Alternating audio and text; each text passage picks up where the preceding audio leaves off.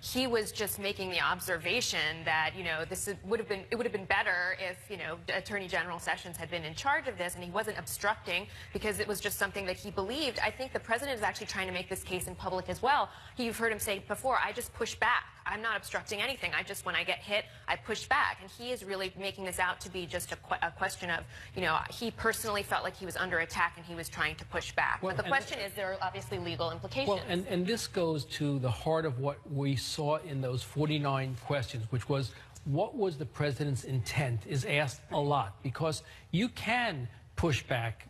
The Attorney General serves at your pleasure as president. The FBI director serves as your FBI director at your pleasure. So he can do things constitutionally, but if he's doing that with corrupt intent, with an intent to interfere with a witness or with an investigation, then it becomes different. And that's what Mueller has to decide. And the question also, and we're going to have more on this later this hour, is how much humiliation, public humiliation, can Jeff Sessions, the Attorney General of the United States, take from the president? It's been going on now for a year. I wish I did, meaning the president's tweet this morning, I wish I had never asked this guy to become the Attorney General. Public humiliation is amazing. But well, he could have the last laugh, Wolf, if he's testifying before the special counsel multiple times. But, it's amazing, the way the president repeatedly goes after his own Attorney General.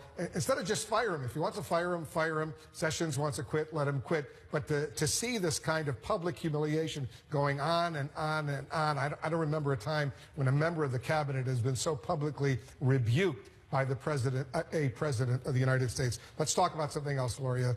Trey Gowdy, he's a Republican congressman. He was in on one of those two very highly classified briefings that the Justice Department provided last week on the allegation by the president that the FBI was spying on his campaign. He knocked that down completely last night. Listen to this.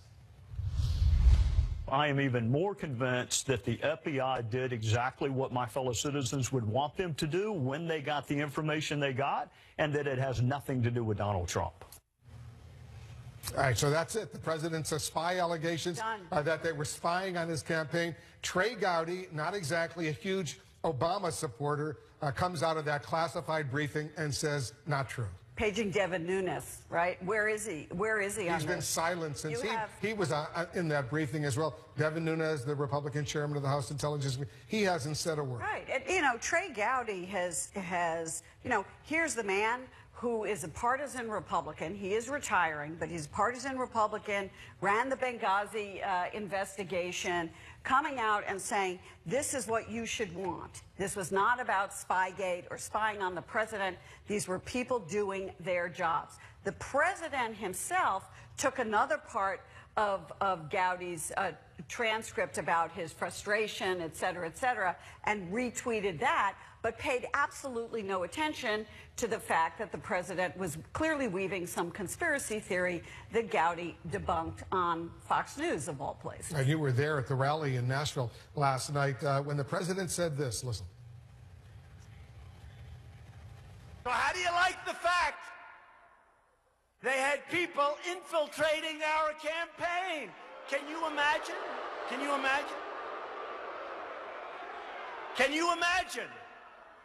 People infiltrating our campaign. Is there anybody in this big, beautiful arena right now that's infiltrating our campaign? Would you please raise your hand? That would take courage, huh?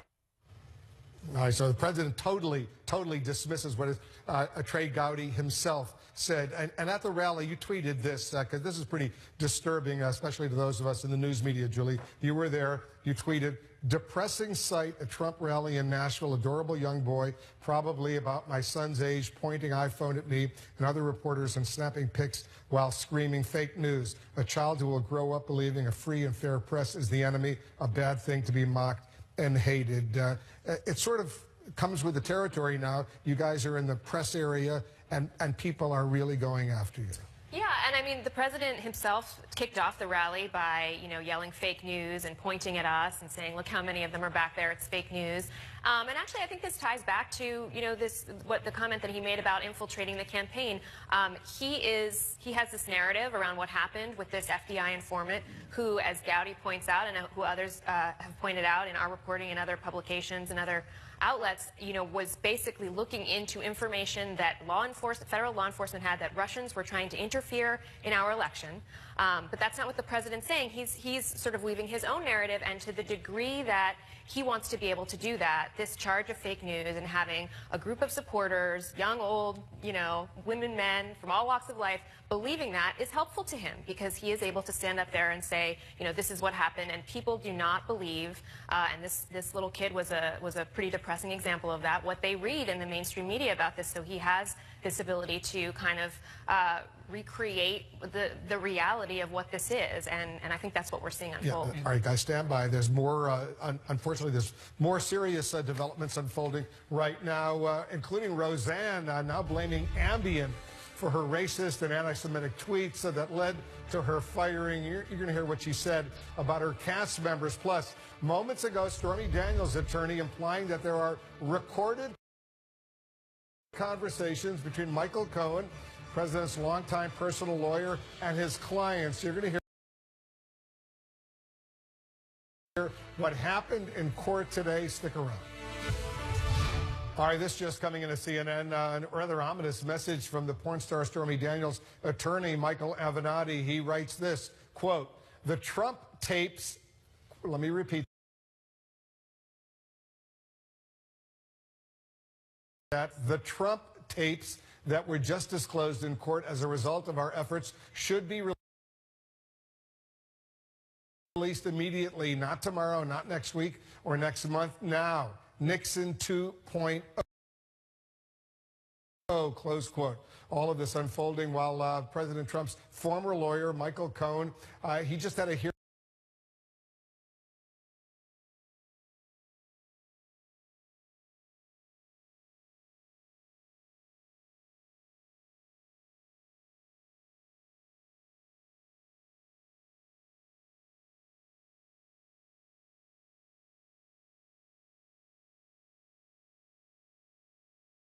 Between Stormy Daniels' former attorney, Keith Davidson, and Michael Cohen. He's been making claims for a while that the two had conversations prior to making a non-disclosure agreement about Stormy Daniels' alleged affair with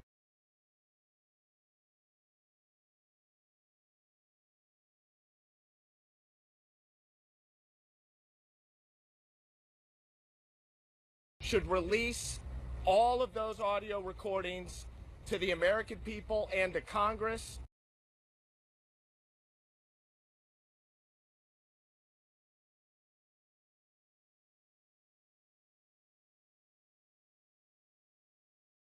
It relates to conspiring with Michael Cohen to commit one or more potential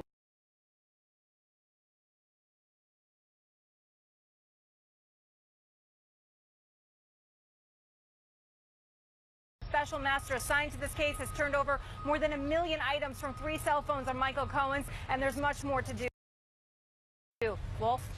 Bryn, we had known that Michael Cohen routinely was recording phone conversations he had over these many months and maybe many years. What seems to be rather new and potentially very explosive if some of those phone conversations that he recorded included phone conversations he had with Donald Trump, either as a candidate or as simply as a client or as a president of the United States. That seems to be what Michael Avenatti is suggesting. Do you know that there are audio tapes, as Avenatti flat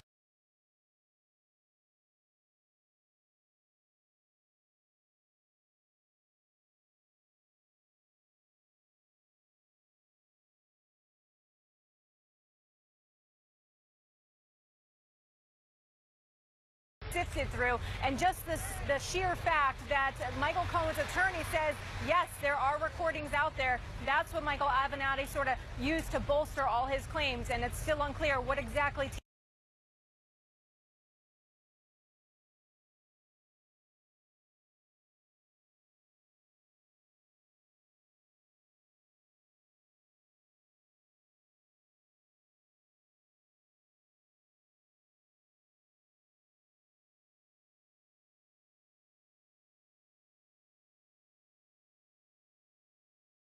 explosive. Well, it depends what's on the tapes, and it depends on what they relate to, of course. So there are two